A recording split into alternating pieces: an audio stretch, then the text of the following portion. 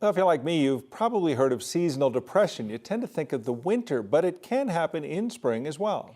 We're talking about ways to deal with spring anxiety. We are joined by our mental health expert, Dr. Sheryl Ziegler. So why is it sometimes we do get anxious in the springtime? I think there's a couple of reasons. The first one is it's a time of transition, and we are creatures of habit. So winter, although even if you don't like winter, it is a time where you're more hunkered down. You're maybe not as social. You're not expected to be out and about and jogging and walking.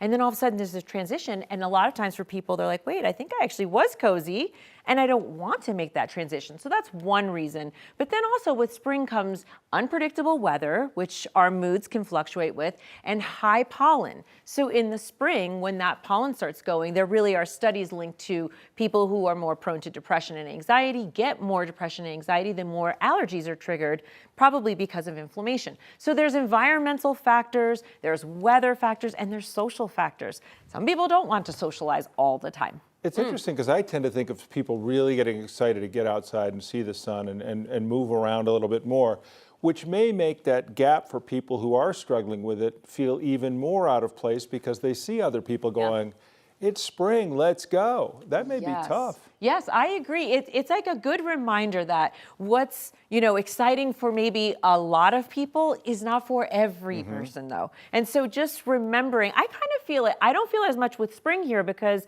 the spring sometimes barely feels like spring. It can be, it's going to snow in a couple days and then it could be 80 at the end of next week or something.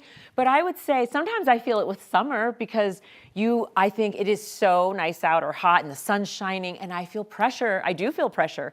I have to be out. I have to be social. So I identify almost a little bit more with summer. I still love summer, but I do understand that feeling of the pressured socializing and physical activity too.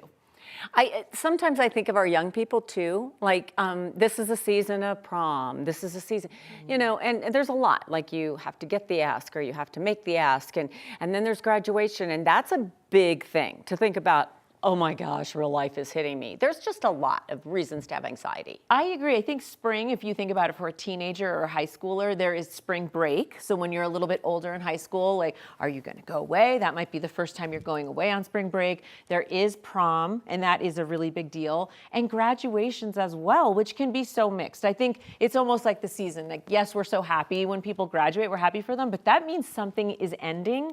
And we really don't like endings and transitions. Lots of people struggle in general with transition. And everyone's asking, what are you going to do? What are you going to do? Yeah. Which is like the minute you get married, when are you going to have a baby? And it's not good to do that. That's right. I just interviewed a young person who just graduated from college, and I was interviewing her and asking her certain things, and she said, one of the worst things about graduating is how many people asked me what I was going to do next. And she was like, I'm just adjusting to that I'm graduating. So we do that. I think we can be mindful of that. Let's not do that. I'm trying to be mindful of it myself and not assuming someone's going to college, let's say for a high schooler, so just saying, so what do you think you might do after? I mean, that might still feel like a tough question, but I'm being aware to not make assumptions. I think that's why people always appreciate my disinterest in their lives.